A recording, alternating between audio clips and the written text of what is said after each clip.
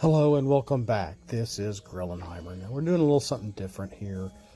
This is really trying to showcase Christmas Nights, which was originally a demo that you could get for free in a magazine, or maybe another way as well. But the point is it was free. It was a demo. It would change throughout the season. If you played it during December, the game demo turned into Christmas Nights. And if people were going in and changing the clocks on their Saturns just to be able to play the Christmas Night version of this. But before we get into Christmas Nights, we're looking at one stage of Nights into Dreams. This is the newer version. This is the 360 download. It was also available on the PS4, I believe, also. And it might be available for download on the newer systems as well, like the Xbox One and PS5. But I'm not sure. I think it is. But this is just a wonderful game. The music is infectious. This is probably the music I'm talking over for Soft Museum is probably the best music in the whole game, in my opinion. Now, I just got 20 blue balls, and when you get 20, it's blue now because I've already captured one of the balls that was captured. The point of the game, you have Claire, you have Elliot. You can pick either character. They go through 3 main stages. Their stages are different. And then the last stage is the same for both of them. And it's just wonderful. It's a very fun game to play. A little harder to do on, say, the 360 controller or the Sony controller. It was much easier to control with the Sega Saturn analog 3D controller. It really, really was. It's still very playable. It's just not as responsive as the old Sega Saturn controller is or was. Now, you go around, you have to collect at least 20 of the blue balls, get back the personality, idea, dream trait. Once all 4 are taken back to right there, you go on to the next stage. Stage 1 was just completed. Here we go on to stage 2 for the Soft Museum level. And there's lots of secrets to find. Very fun game. It's just a sight to behold, to see.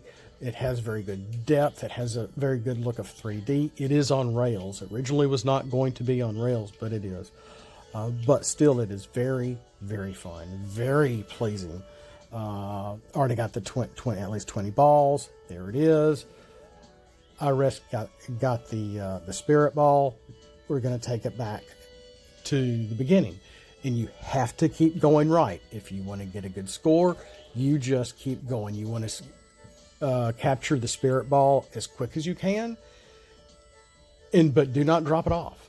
The point is if you want a good score, especially whether in points or to be able to get a grade A at the end of the level, keep going around and around and around as much as you can, as fast as you can, getting as many your links. See, I made it up to 11 right there. And get your links. See, I didn't drop off the ball. I kept going. And you're going to see the grade, how good of a grade I get by doing this as well. Yeah, it's all about points. And, you can see the point tally in the upper right. And the game keeps up with all this as well. And I get a little stuck here, but I do make it in time. You do make it in time. Or I do at this point here. And there we go. Got a grade 8. Keep going. Stage 3. And once you get all 4 of the spirit balls back to the little the pavilion, then it takes you to the boss. level. A very fun game from about 1995, 1996. Gosh, I can't believe it's that old of a game. But this is sort of the introduction to Christmas Nights. You have to go over the original game first. Knights is a neutral character. He is neither boy or girl. He can be either, because boys and girls can turn into knights into their dreams. I think the story is that Knights shows up when the dream world is in trouble because the Nightmare have taken over.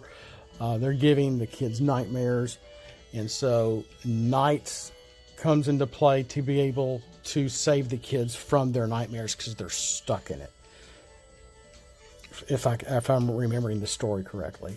It's a very good game. It's just so fun. The music is just infectious. Then the whole nother part of the game is that right there. Well, if you see an egg, touch it and open it. These little guys, the AI, I think that's what they're called, they are the key to the music of the game. You want to keep them happy, the music will start changing.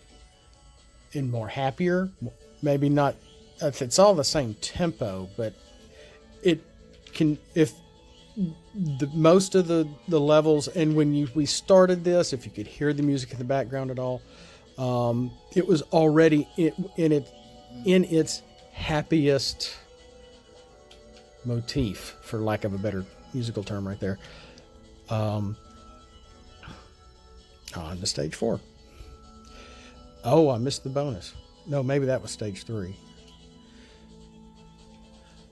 And did I just kill that guy? If you kill too many of the little AI, the cute little bald halo creatures, then the rest of them that are left are going to start getting mad and sad, and the music starts changing.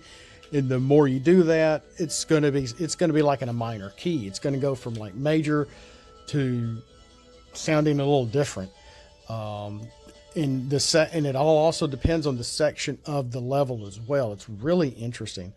Yeah, and I mentioned that earlier, that it does seem harder to play. There's a secret with the newer controllers than the controller it was originally made for.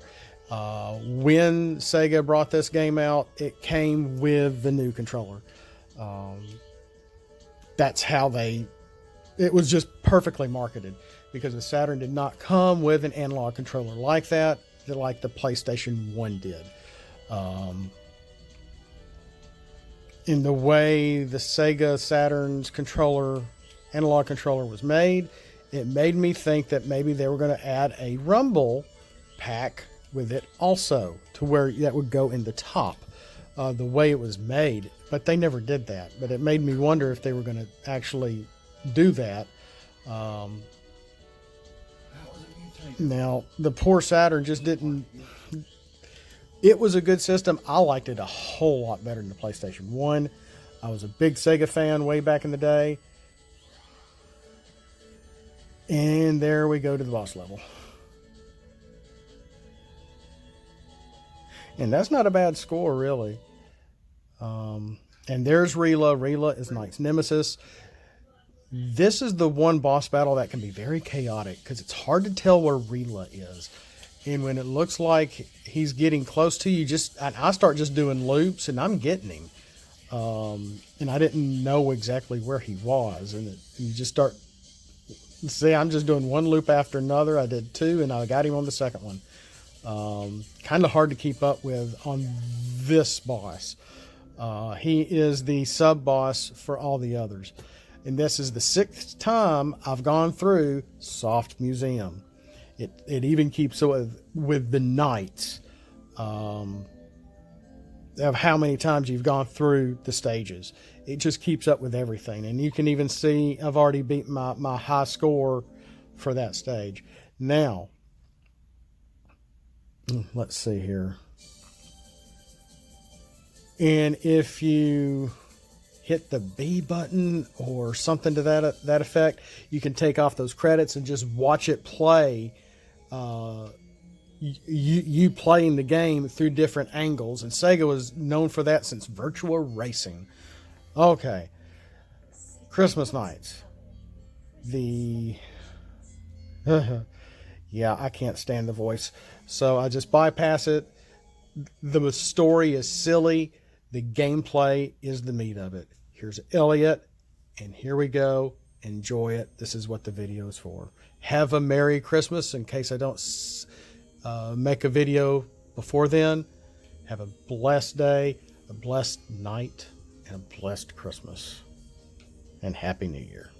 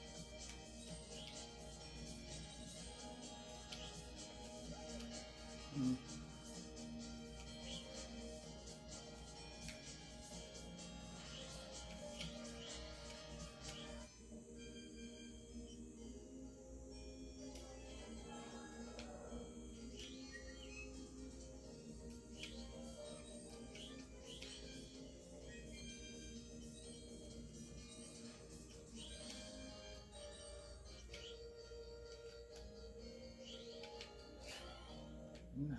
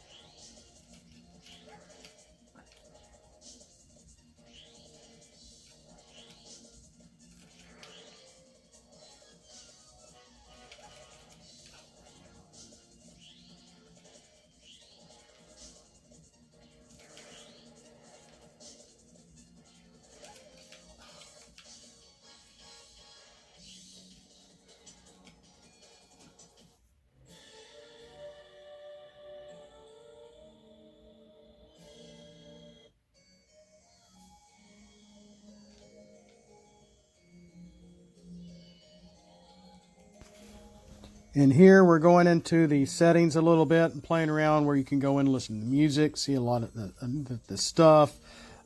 Check out all your little AI guys and check to see their dispositions and everything that can affect the music in the game. Just a little bit more here than just playing the game. So that's really all I have right now. Thanks for watching. I hope you enjoyed this seeing Nights into Dreams and Christmas Nights. There's also, the more you play the newer versions, opens up pictures and all sorts of things. We'll see you next time. Merry Christmas.